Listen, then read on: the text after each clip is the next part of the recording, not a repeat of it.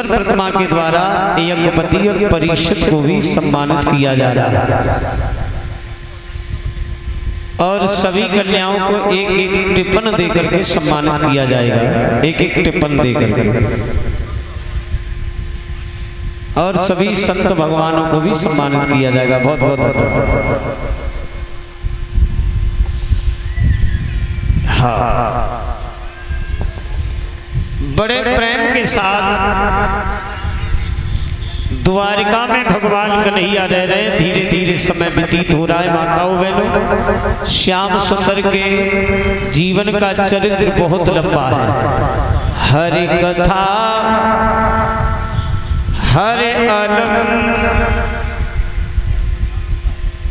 हरि कथा अनंता, कहे सुने बहुविध सब संता। राम जी की कथा का कभी न कोई आद है न अंत है। जितना कहा जाए उतना कम है, जितना सुना जाए उतना कम है। सत्संग में राम की कथा में जितना समय मिल जाए उतना बहनाओ कम है, ज्यादा नहीं। समझ रही हो मेरी बात? मेरे गोविंद की कथा बहुत सी आप लोगों ने सुनी। द्वारिका में परिवार के साथ प्रेम से गोविंद रह रहे हैं। इधर सुखदेव जी ने महाराज परीक्षित से पूछा है कि राजन अब बताएं आप क्या सुनना चाहते हो। मैंने गोविंद की समस्त कथाओं को तुम्हें श्रवण करा दिया। मेरे प्यारे ठाकुर जी अब द्वारिका में परिवार के साथ रह रहे हैं, आगे क्या सुनना चाहते हो।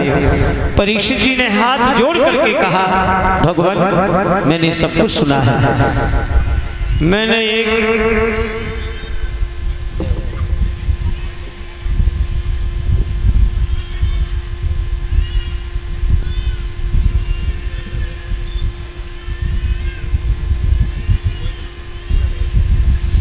ये बेटा रोहित यादव जी के द्वारा हमें व्यासपीठ पर हार से सम्मानित किया है। आचार्य जी को भी सम्मानित किया है। ये सम्मानी श्री संतोष यादव जी जो दरोगा जी हैं पुरखेड़ा, इनके बेटा की तरफ से हमें ये हार पहनाकर व्यासपीठ पर सम्मानित किया गया। धन्यवाद।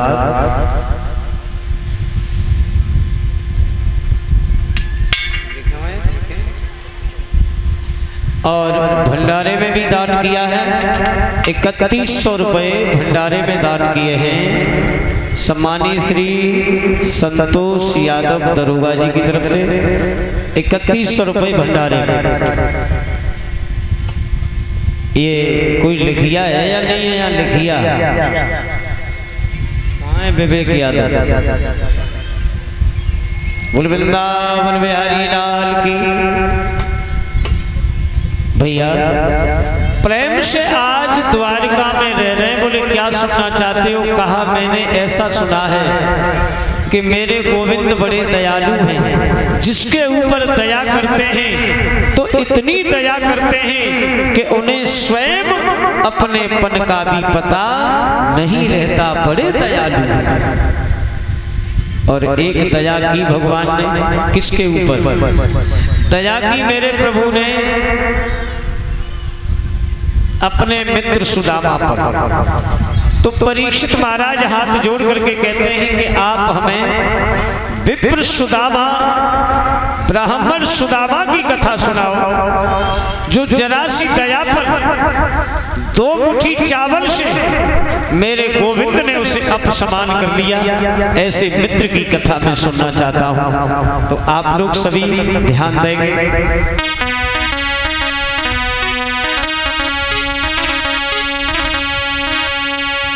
के विप्र सुदामा और उपसत ही सदाया अपने धाम।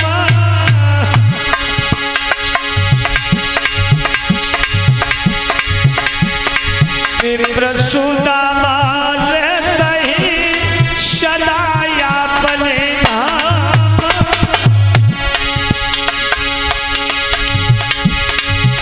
अरे भिक्षा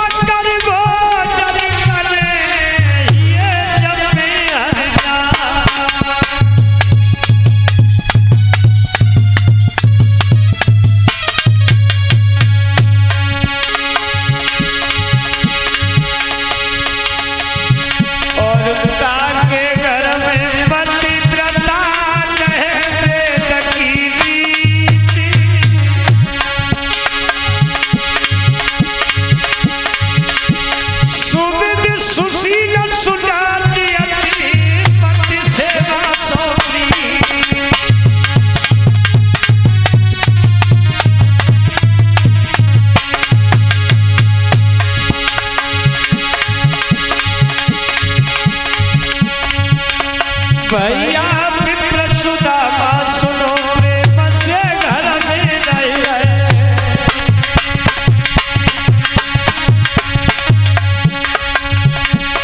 भैया मित्र सुदामा सुनो प्रेम से घर में नहीं रहे।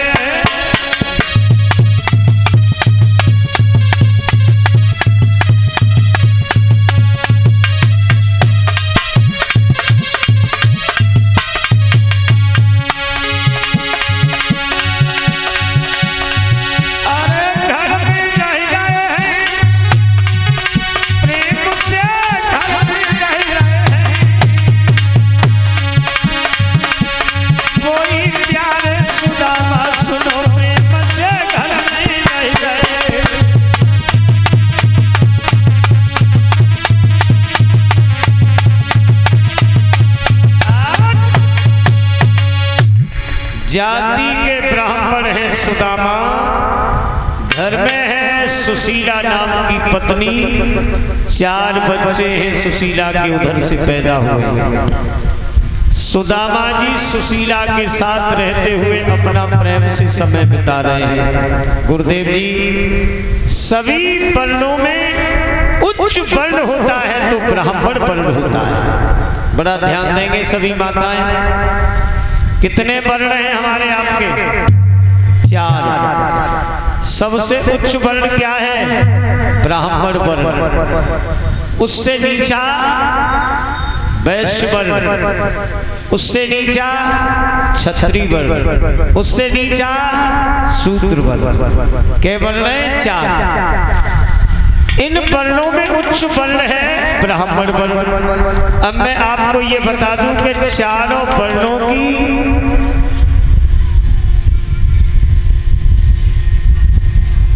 जरा बैठ जाए बच्चे, इन चारों वर्णों का बल क्या है? गुरुदेव जी, इन चारों वर्णों का बल क्या है? देखिए, ब्राह्मण का सबसे बड़ा बल है विद्या बल। ब्राह्मण का सम्मान केवल विद्या से होता है। ब्राह्मण यदि वेद पढ़ता है, वेद की शिक्षा को ग्रहण करता है, वेद की शिक्षा को समाज में देता है, ब्राह्मण सम्मान को प्राप्त करता है। जो ब्राह्मण फावड़ा चलाता है, मांस खाता है, शराब पीता है, व्यभिचार करता है, झूठ बोलता है, उस ब्राह्मण के पास कोई शक्ति नहीं होती, वो सब तरह से हीन हो जाता है। ब्राह्मण का बल है विद्या बल। बनिया का सबसे बड़ा बल होता है धन बल। बनिया अपने धन के बल से सबको अपने अधीन करता है। और छत्री के बाद बाहुबल होता है और अपने बाहुबल से सबको अधीन करता है। और शूद्र के अंदर क्या बल है जानती हो? हाजी और नाजी में जीवन गंवाता, उसी को सम्मान मिलता है। बोला कंद भगवान की। शूद्र हाजी और नाजी प्रेम से सेवा करके जीवन को यापन करेगा तो वो सबका प्रिय रहेगा और उसकी ताकत है सबके सामने झुकना, झुक करके वो सम्मान को पाता है। बहनाओ, ब्राह्मण के 6 कर्म होते हैं, जरा शांति से। ए बिटिया, ब्राह्मण के 6 कर्म होते हैं। ब्राह्मण का पहला कर्म है वेद पढ़ना और वेद की शिक्षा देना। यज्ञ घर में करना और दूसरों के घर में यज्ञ कराना। वेद पढ़ना, वेद की शिक्षा देना, स्वयं घर में यज्ञ करना, दूसरों के यहाँ कराना, और दान लेना और दान देना। ऐसा नहीं है कि ब्राह्मण दान लेता ही रहे, कभी दान न करे। ब्राह्मण ऐसा कह देते, बोले हम तो सबके गुरु हैं, हम सर्व गुरु हैं, हमारा कोई गुरु नहीं है। मगर हाँ, सन्यासी, ब्राह्मण का जो गुरु है वो सन्यासी है। ब्राह्मण जगत गुरु है, मगर ब्राह्मण का गुरु होता है सन्यासी। ब्राह्मण को दान लेना चाहिए और दान करना भी चाहिए। ऐसा नहीं कि सारी जिंदगी दान ले लेकर के घर में घरता रहे, एक दिन उसका भंडा फूट जाता है। और ये सनातन धर्म की बात है कि 10वां अंश हमें आपको दान करना चाहिए।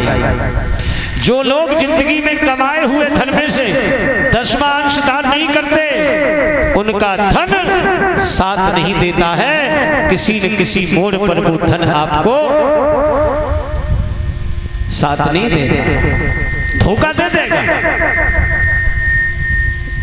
माताओं, हमें 10वां अंश दान करना चाहिए। एक आलू का बोरा घर में रख लीजिए, आलू का बोरा, और उस आलू के बोरा बहुत अच्छा हो और बीच में एक पतीजी एक सड़ा हुआ आलू रख दो।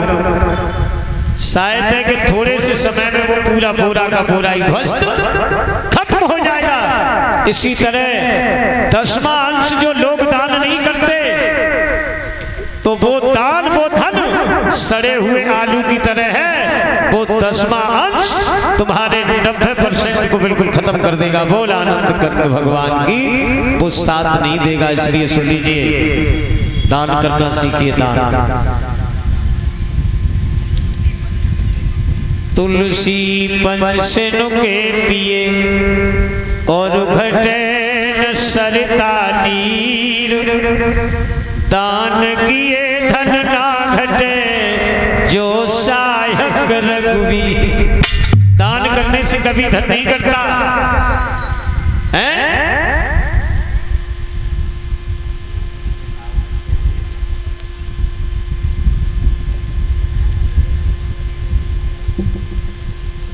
याद रखना, जो जल बढ़ी जाए नाव में, समझ लेना, नाव में यदि छोटा छिद्र हो जाए और नाव आपकी जल में है और पानी आना शुरू हो जाए नाव में, तो बहनाओ समझ लेना कि ये नाव डूब जाएगी। और पानी बढ़ना शुरू हो, दोनों हाथों से उलझती रहोगी तो पल्ली पार पे पहुंच जाओगी, मरेंगे ना। समझ रही हो ना? जो जल बढ़ी जाए नाव में और घर में बढ़ी जाए काम, दोनों हाथ उलीचिए और जुई सज्जन को। जो तुम्हें शोहरत मिली है ना, ये बढ़िया धोती सोना चांदी अच्छो घर परिवार, जी तुम पै के आई हो तब पैरे बैठी हो, भगवान कसम पै के आई हो, तुम भी माता हो। और भट्टा पे जाके देख लो वे ईंटे पाथरेंगे, बेऊ माता है। एक चौराहे पे हथौड़ा चला रही है दाई दा, बेऊ माता। सुन रही हो कि नहीं? काऊ तरह से पो पड़ गई है, ते आई पो धोखे में है, धोखे में पड़ गई है। और अब चंगा पे का खेल खेला तुमने कभी? चंगा पे हमने बहुत खेला था। जब पे पड़ती है तब गोट आगे बढ़ती है, गुरुजी गोट, और नहीं बढ़ती। खूब कोशिश करो, पे नहीं आती और कबू कबू आंखें नीचे के फेंक दो, चंगा सुई पे पड़ जाती है। तो बहनाओ जी धोखे से पड़ गई है, ते आई है? इसे गवाओ ना, इसे